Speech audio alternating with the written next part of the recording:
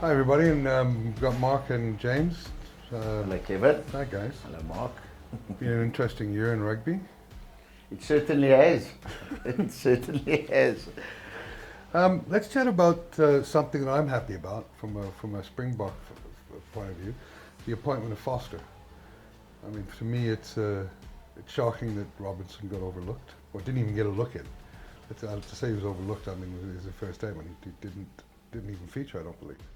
Well, they had the two interview processes. He was in there for 2.5 hours, Yeah. and Foster was in there for 2.5 hours. And they say the best man got the job, and there was a thorough process. A lot of people have mocked the process. This talk of 26 people being approached. Most of the leading coaches pulled out Jamie Joseph, Tony Brown, Dave Rennie, Vern Cotter. They said they didn't believe that there was a process, that it was fait accompli. The succession planning was always that Foster would take over because the belief was always they'd win the World Cup. Yeah. And what has surprised many is that Foster's attack guru approach was impotent against England in that semi-final. And he has said he was only an assistant. He's now the head coach. He's got to reinvent himself.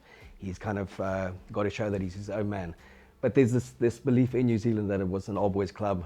The decision was made before that. Robinson said he threw everything at it. He's kind of... Including three Crusader Super Rugby titles. Yeah, I mean, he said he sent Foster a message to say congratulations and, but expressed his own disappointment. And so he said he went in there believing he was the best candidate, that his track record spoke for itself. 5 titles out of a potential 6, plus the under-20 title, and that age shouldn't have counted against him. And he felt that he showed them enough that he could add another dimension to the All Blacks, and that he's committed to New Zealand rugby for now. Because the first series of stories that came out is he can name his price in European club rugby as a coach, and even with other international teams as well. Yeah. And is it going to be a case of he coaches against the All Blacks before he ever coaches for the All Blacks? But we touched on this last week. You know, New Zealand, who have set the standards, and they've kind of been 2 steps ahead of the rest of the world in terms of innovation for the last decade, have seemed to have kind of regressed back to this old boys club, this conservatism, and everyone's saying he's too young at 45. You know, Rassie wasn't too young. He's not too young. This guy just kind of, he churns out silverware, and Ian Foster in 10 years had a 53% success rate and never won a title with the Chiefs. On what basis did he get the job? Is it from within? Of course, I would think that that's the problem. That's always been one of the things leveled at the rugby hierarchy, is that it is an old boys club. And at 45, I mean, you're not too young. And there's many people that prove that. And to me, I've looked at Scott Robinson. I sort of, if you want to look at a comparative personality in another sport, he's kind of like the Jurgen Klopp of rugby for me. You know, he communicates well with the older players, the younger players, and he's one hell of a rugby brain. I think, wasn't it, Ronan O'Gara was tutoring under him, and said he learnt more in 2 months under Scott Robinson than he'd learnt in his entire life under other coaches. Yeah, what is heartwarming for me is that the All Blacks are almost in a scenario where we were over the last decade, in doubt. They're riddled with doubt now. You know, if you've got Foster, who came in and professed he was only an assistant coach, but he was the attacking guru for the All Blacks, now saying he's got to reinvent himself. What does that say about his commitment to the All Black cause in trying to win a third World Cup back-to-back? It creates enormous doubts. And for me and for World Rugby, I think this should be comforting that they're finding themselves in doubt, and probably going to be facing a very problematic international future if everybody's doubting in the selection of the coach. Well, yeah, I mean, it's a great point, James, because if you're making excuses before you've even taken over the helm, it doesn't bode well for because you show me a CEO that's in a company that's good at excuses, 100%. And I'll show you a bad company. Quite right. And if the All Blacks, based on their legacy, I mean, they never doubted the selection of their coaches in decades. Now they're doubting, and also remember, players pick up on this kind of stuff. Yeah. I was a player once, and when you don't really believe in the coach, it's like water for duck's back when he communicates a message to you, because you don't really believe. Well, he I guess the doesn't- question that I'm thinking is there an anti-Scott Robinson campaign, or is there an anti-Crusaders campaign? Because the Crusaders have had such high representative number of players from their team representing the All Blacks. I mean, Well, the big sports awards in New Zealand across all sports is the Halberg Awards, and there were 10 nominations for Coach of the stayed Year, up to watch that. and 10 for Team of the Year, and 17 for Coach of the Year. And Steve Hansen's been nominated for Coach of the Year, and Scott Robertson hasn't, in 17 coaches. And the Crusaders haven't been nominated as Team of the Year, yet they've won 3 successive Super Rugby titles. Yeah. So you just got to ask yourself, how do they not factor into being in the top Well, two in terms of sporting it achievements? is concerning. I mean, if where your basis and your strength over so many years has come from out of the Crusaders, how do you discard them or don't take them into account? As I say, I think there is a major turmoil at the moment within New Zealand rugby, and only time will tell for them, I think. Look, I think their big escape clause in their mind is going to be Gatland. He's without a doubt in the top 3 of world rugby when it comes to coaches, his experience. They knew he wasn't a consideration because of the Lions tour that he had committed to. They've only given Foster a 2-year contract, which is also quite significant. So do they then hedge their bets and say in 2 years' time, Robinson will have had another 2 more years, potentially another title or 2, and Gatland is available, so they're 2 years out from the World Cup. They can kind of salvage this decision. But if Robinson comes in and is fairly successful, where does Gatland then fit into the mix? Yeah. So I don't know if this one has been couched with the potential of a Gatland to come back.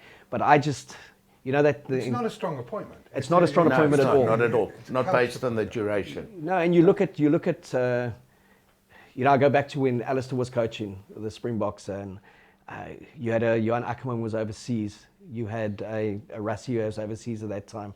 You had some very good coaches that weren't in this country anymore, they were overseas. And then you always looked in the New Zealand system and you felt they've got brilliant coaches overseas, but they've also got brilliant coaches in New Zealand. And they go and do the apprenticeship there. But now, Foster wouldn't be appointed by any international side. And he wouldn't get a head coaching job in Europe. But he's now going to be the All Black coach. And the barometer for me has always been, do you coach England, South Africa, or New Zealand in world rugby? Those are probably the top 3 jobs. Isn't it great though that we're talking about this for the All Blacks and not another? I mean, a year that the Boxer won the World Cup. We did say that New Zealand weren't going to win the World Cup for reasons similar to these, in terms of they were regressing and going backwards, and they've taken another giant leap backwards. Yeah, Well, and yes, I mean, what for me is nice that normally we'd be talking about the concerns in Springbok rugby. Yeah. This would be a year ago, 18 months ago, we would be talking about, where's the future for South African rugby and how we're going to turn it around. Yeah. So it's nice now to be talking about somebody else, and even more specifically, a team like the All Blacks. Well, I think also if you look at just the reaction in Australia, Dave Rennie's appointment, who he's brought in already as assistant, the Australian skills coach that was with England. You look at Eddie Jones, he wants Matthew Proudfoot, turns up as his scrum coach. So there's movement, but everyone's talking about how it's improving these sides and the potential to improve them, and how strong South Africa is going to be, especially with the Is Proudfoot the best? Is the best scrummaging coach that Eddie Jones could get? I mean, Well, I think after that final, he must have looked at his team going back every scrum and thought, I want the guy who's the scrum coach of the box. I know Rassie always wanted Peter de Villiers, but because of family issues with his wife's father got ill, and that's why he went back to Paris and he helped out Hanneke Meyer, which turned into a disaster with Stade Francais. Stade Francais, and Proudfoot, I mean, under Alistair there was thing, is he good, isn't he that good? But kudos to the guy. I mean, our scrum was the most potent at the World Cup. Yeah, and look, they destroyed England, so he's got a good gig going to England. It opens up something new the here. thing that he doesn't have that South Africa had is the players. Is the depth. And Yeah. the He doesn't have the bomb squad. no, I mean, and that's going to be that to me is going to be. But guys, isn't it always that a coach has to have a set of skills. He has to be able to, at that level, manage players and bring them together, identify a good game plan. All those structures need to be in place. But ultimately, you need players. You need the right caliber of players. Yeah. Which we know in terms of Matthew, not to take anything away from him. I mean, you know, at one stage they didn't even want him part of the setup. Yes, kudos to him because he did perform, but he performed with 2 packs of fours that at any given stage could have represented South Africa. Or could have represented almost any other team in the world. Correct. I mean, absolutely. and to me, that's not down to Proudfoot. To me, that's down to Rassie's talent identification. Yeah. Not to take away But from now him, also Matthew going to England, it's quite interesting what secrets he will share there now with Eddie Jones. Yeah. You know, in terms of the entire Rassie methodology and way of thinking and planning and Well, process. I think that you know that's not that much of a guarded secret. Rassie's pretty much hard on sleeve sort of guy. But yeah, you're right. I mean, Some inside info.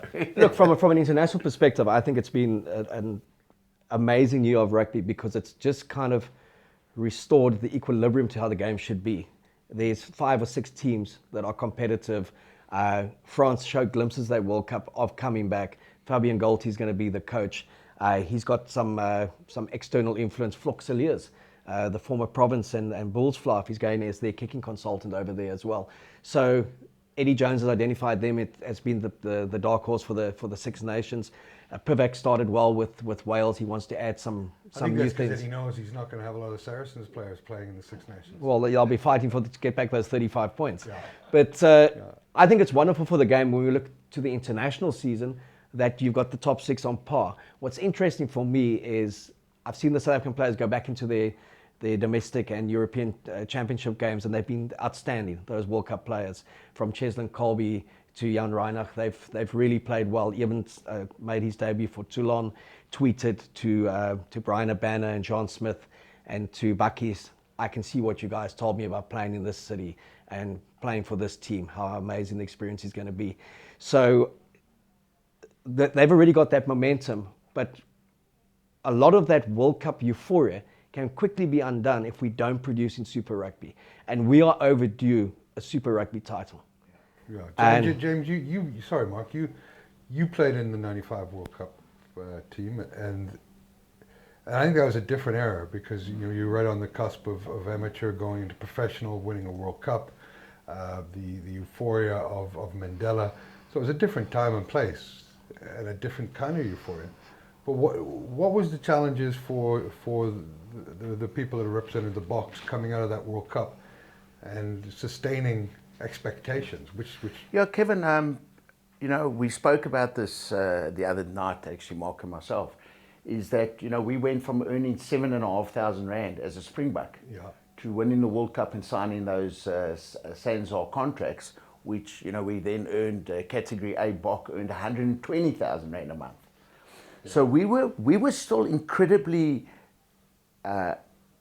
immature in terms of professionalism. And after we earned that kind of money, we fragmented, we fell apart, we all ran into different directions. Yeah. We were buying businesses and motor cars and watches and bikes and all sorts of stuff. And that's when the Rand was 4 to the dollar. Yeah, there we go. So, but now the players are professional. They understand what it is like earning the big bucks. Yeah. I have to add on to what Mark's saying is that, you know, you've got to watch. It's like matriculating and saying, listen, I'm going to take a sabbatical and go overseas for 1 or 2 years before I study again. All of a sudden, you never come back to your studies. Yeah. The best thing that could have happened for the overseas players and overseas contingent of the representation in the box side is going straight back into rugby. Yeah. And, you know, and it's amazing the reputation that South African players have in Europe. Yeah. You know, they play a lot of games. Because they keep performing there. Yeah. The problem is, you have a look at our local players, and you know, as Mark said now, Zalt made a comment or an innuendo that, you know, he hopes that the 7 Boks playing for the Stormers can play at the same level they played for South Africa. Well, now that's quite interesting. Zelt should go out and get another 8 or 15 Bok players to surround him. Because or he should just let the Stormers play in green and gold. There we go. So I think that's a pretty naive statement, James. By him. No, absolutely. But you know, it's nice to have a dig. It's nice to let them know, you know what, each one of those 7 individuals set a very high individual performance for themselves in the green and gold jersey. So they need to carry that over into the super setup. My question to Zalt Murray would be, why wasn't these conditions given to Robbie Fleck, who clearly had bigger budgets, who had more than 7 Springboks in a side in most years that I watched them, and they were one of the most unwatchable teams in Super Rugby.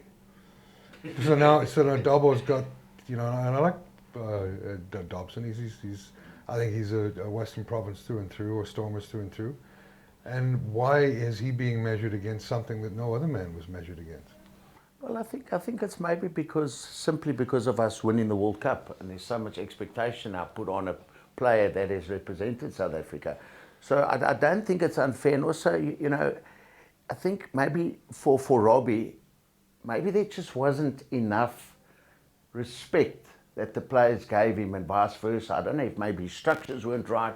He was a very likable guy, but he wasn't able to bring the best out in his players, unfortunately. Yeah. So only time will tell now with Dobbo. And I promise you, a lot has to do with the coach. Yeah, of course. If you have that synergy and that belief in a coach, where if he tells you to run through the wall, you run through the wall. If he tells you we're going to play like this or like that, then that is how it will be on the day. Well, I've no doubt that you probably played for guys that knew less than you did about rugby, and that's never inspiring. No, not at all. And But if we're talking about coaching, if you look at the South African Super Rugby coaches for next year, they're all in their first season of Super Rugby. Yeah. It's a very young coaching structure. I think Dobbo's probably got the most experience of how he's come through the ranks. Yes. With the Province Juniors, with the Vodacom Cup side, the Currie Cup side, and he was part of that Stormers structure in the last 2 years as a breakdown specialist, and then obviously as one of the assistants. But that's also going to be challenging in its own, because you've got some of these World Cup winning Springboks who have gone up in terms of their own estimation of their own worth with some very young coaches. And how do they kind of show who is the boss when it comes to Super Rugby? I think it's going to be a very challenging first 3 months to see how these guys respond. And I hope to goodness that there is a maturity and there is that consistency, because it's driven by Rassie as the director of rugby, and then his communication with the regional coaches to say, if you don't perform in Super Rugby, and you're not playing in the Test series. Because he spoke, I think the biggest thing he's spoken about post the World Cup is it's one thing to win a World Cup. You don't want to be losing for the next 3 years. They have to get consistency in their game to be taken seriously. And to go to France in 2023 as a formed team, a team that can win and back up victories, be it in Super Rugby or be it in Test Rugby. And great euphoria, wonderful 2019 for us. But 2020 can't be a hangover year. no, but I'm still enjoying the hangover of 2019, and we've still got I think a few days left in the new year to enjoy it, or before the new year. And we've talked about it before, to enjoy and celebrate that stuff. And it's going to be an interesting and bizarre world of rugby next year. You've got the Saracens being docked those points, so Eddie's English options are going to be limited. You've got the Boks playing Georgia and Scotland twice. You've got an All Black coach that no one that I know of really rates him, other than the old boys that selected him. You've got an Ireland probably on the down with Schmidt not coaching anymore, and players getting a little old. And Ireland don't have the depth and conveyor belt of a South Africa. You've got a Wales that's going through, that has a new coach. You've got Australia that's still got Raylene Castle. The probably the most incompetent person in rugby, and the one that courted the most disastrous press last year. So Australian rugby hasn't improved. I don't know if it can get any worse, but it hasn't improved. So it's going to be it's a great year. So any improvement will be good. So I don't think the Boks are going to have to take too many Alka-Seltzers to get over any hangover. The guy I'm worried about is Sia, though. He's been on the and fair play to him in terms of the signing with Jay-Z and all that stuff. But I'm not sure if he's keeping his feet on the ground. Well, I mean, there's a lot of demand for him, and I see he's all over the world at the moment, and there's just so much expectation of him to be at certain events, and he's seen as this inspirational figure, and he's saying all the right things.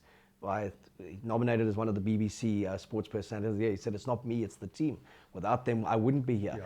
And it is one thing to say those things, but he really needs to get back on a field. And he needs to be leading that Stormers in 2020 and kind of showing his worth to the game here, because the greatest inspiration he will be is he can back up that World Cup.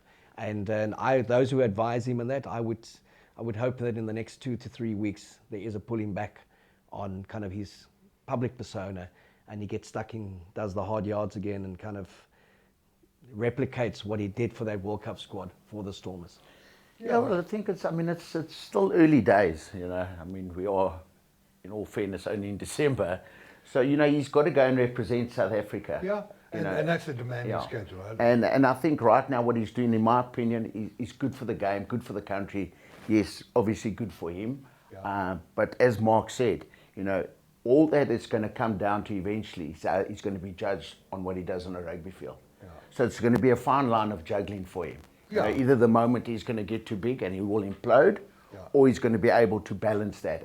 And we all know, guys, it's like if you drink a bottle of whiskey every night, you're going to land up having a liver failure or with issues. It's like running across the road and not looking. A car is going to ride over you. It's going to be the same instances, you know. Yeah, and don't get me wrong. I mean, Jay-Z and Beyonce are mega brands, and it's great to be aligned with them. It's just that.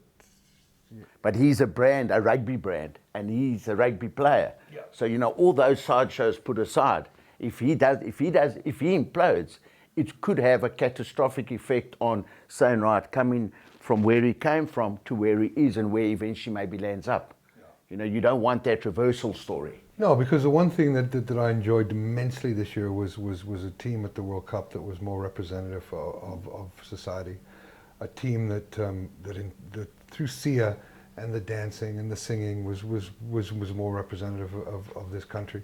I mean, it was a euphoric time, you know, and I'm not quite sure that those people understand the magnitude of what his role is in this country. And you keep on talking about it was a team effort, and no player was bigger than the other one at that World Cup. You could see that in terms of selections, in terms of game plan strategy, and in the way they spoke about each other. But the way society and the media kind of portray it, they look to the leader, and Sia was the captain.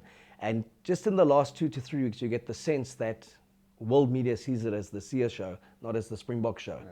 And that to me is unfair on him, because I don't say he's seen it like that. No. But how does that then play out in the new year? And no, you know, when you've got people in your life that are constantly telling you that it was the Sia show, not that they are, I don't know, but I mean, it's hard to it's hard to start eventually believing it. Yeah, absolutely. Yeah. I mean, when you're now Jay-Z's cousin, and you know you're going to Beyonce's for dinner or whatever, you know, that's quite a. It's hard not to believe what you're being. And also, you've got to remember how Sia integrates back into the Stormers setup is how the players are going to regard him. Of course. You've got to remember that, and that's key critical. Yeah, if he can have those two personalities or the two different Sias, the one that's in the Jay-Z camp and the one standing on stages accepting awards and making speeches, that's different. The other thing is coming back to the rugby field and being able to engage on the old Sia, if that's a one for expression, amongst his teammates. Yeah, and there's, you know, it takes a level of maturity to embrace that back into the camp, and because there is more good coming out of it than bad, but if it's not managed properly. Well, you know, I think we've seen as South Africa, and I say this with utmost respect, and still being a little small-minded with people's success, is, you know, you don't want jealousy that also becomes an underline and an evil. Look, I'm horribly jealous. Yeah. It just sounds so nice. Who wouldn't want to have dinner with Beyonce? Yeah. Fair comment. So let's chat about who was your player of the Rugby World Cup for South Africa? Look, you know, I don't begrudge Peter Steff, World Player of the Year, Stormers player, South African player, but for me, the guy who lit up this year was Cheslin Kolbe. And I think more so because he played no differently for Toulouse, and when he finally got the chance for the Springboks, that he played for nearly a decade for the Stormers in Western Province. And all you kept on hearing was, and Nick Mallard was at the forefront of that, put him down at scrum off. He's not big enough for a win. He can never play in the back three. Well, it's not like Nick to be wrong, is it? No, not at all. And he went to Europe, and he was, in his first year at Toulouse 2 years ago, he was named as the best foreign import among so many other players that came in, and players who had played 100 tests and 80 tests for their respective countries.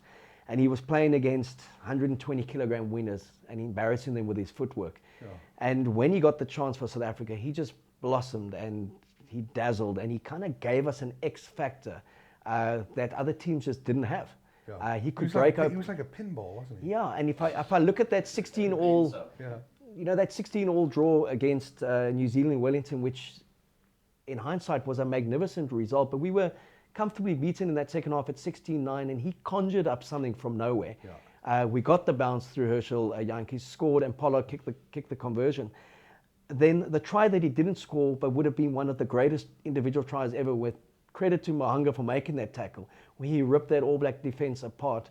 The way he scored in the final, just the buzz that he brought to that Springboks. And I think it was, the relevance for me was, there's a whole generation of Colbys in South Africa who hopefully will never be prejudiced again, because they're not 6'5" and they don't weigh 120 kilograms. That a great footballer with skill set is an asset and something to be cherished. So to me, he really was the player of the year. And when he went back to Europe, he won the International Player of the Year, he won the Toulouse Player of the Year, he won the Top 14 Player of the Year. Yeah. He got all the accolades there. And I think back of a guy like Keohane, who was in the same class as Cheslin Kolbe and just never got those opportunities, and went on to play into his early 30s in Europe, and he's still playing in Japan. I just think it was, you know, if the World Cup team broke the shackles of transformation in terms of the negativity around it, Cheslin Kolbe won a big fight for the small men of world rugby. Shackles of a small man. Yeah, and you know, the thing that I'll ask you now, James, but to me, the thing that should be laid to rest now is this troll mentality of people saying, you know, look, we're never going to win a World Cup again because of this, because of that, because of transformation. It's like, you know, well done to Rassie and his team for putting those ghosts to bed. Well, if we won the first one with effectively 4 million to choose from, and now you've got 60 million to choose from, we should never lose it again. No. I mean, I know of no other team that'll do a 1 month tour around the country, almost hitting every...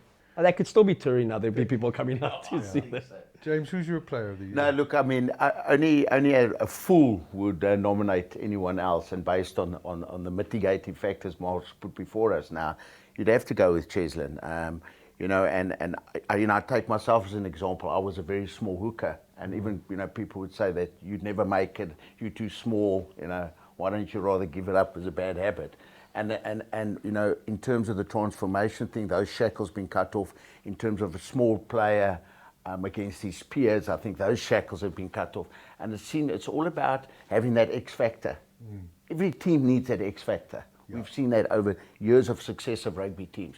You have to have that one player in his own individual brilliance that can turn a game on his head, and he certainly is that. And you know, in terms of receiving so many international awards, that speaks for itself. Yeah. You know, and then I mean, you know, obviously a guy like Peter Steff, who for me has been a consistently good performer, game in and game out.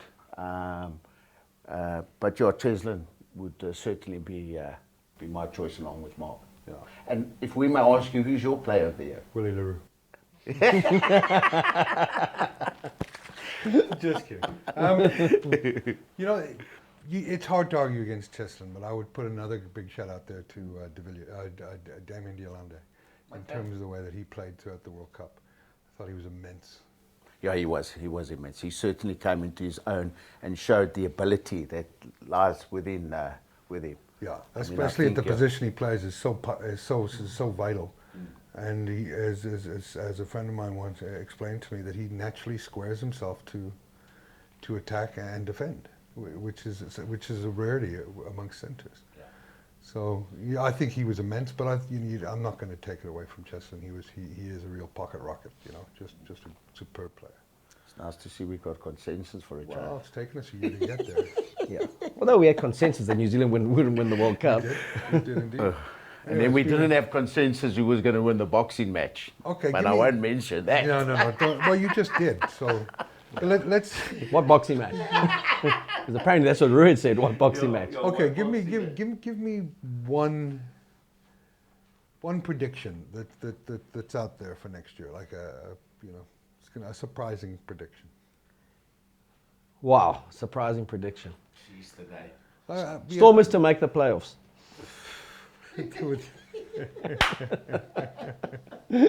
James? Geez, Kevin, you've caught me off guard.